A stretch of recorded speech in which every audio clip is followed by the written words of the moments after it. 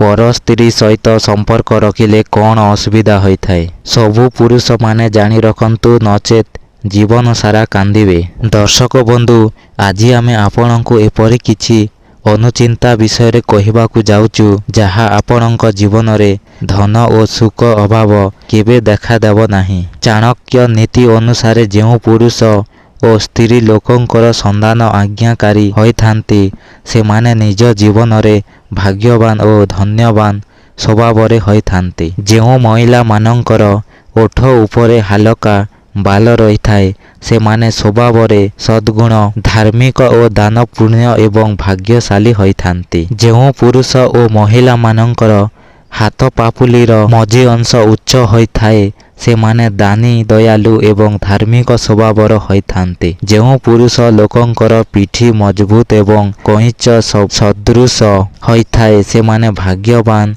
और धन्यवान स्वभावर होइथांती। जदि आपणकर पाखरे पैसा बंचु नाही, तेबे पॉकेट्रे बा पैसा रखुथिबा जागारे बेलपत्र सहित मंदार पत्र रखंतु।